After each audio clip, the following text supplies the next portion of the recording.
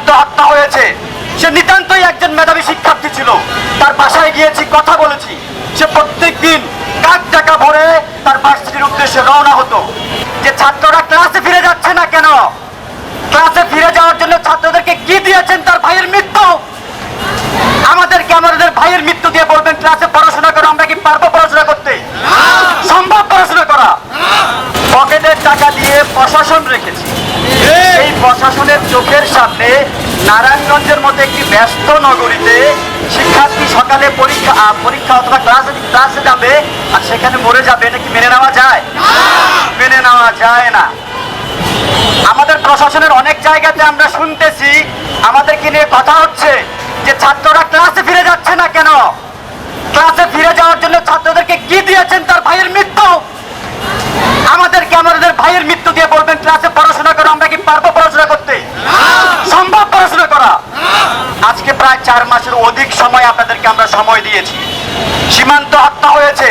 সে নিতান্তই একজন মেধাবী শিক্ষার্থী ছিল। তার বাসায় গিয়েছি, কথা বলেছি।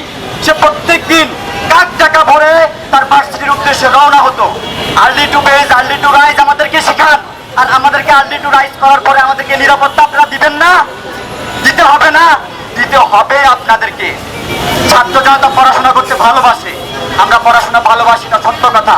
কিন্তু আবারও বলে দিচ্ছি, আমাদেরকে পড়াশোনার বাহিরে যদি কিছু করতে বাধ্য করেন তাহলে আপনাদের প্রশাসন এবং যারা রয়েছেন প্রত্যেকের কিন্তু অবস্থা খুবই ভয়াবহ হবে। সীমান্ত যে ছেলেটার কথা আমরা বলছি, তার মা কিছুদিন আগে মারা গিয়েছে এবং তার বাবার একমাত্র স্বপ্ন ছিল সীমান্তকে একটি বিশ্ববিদ্যালয়ে পড়িয়ে ভালো একজন মানুষ তৈরি করার। আজ সেই স্বপ্ন ধূলিসাৎ ভুলুণ্ঠিত হয়ে গেছে প্রিয় ভাইয়েরা।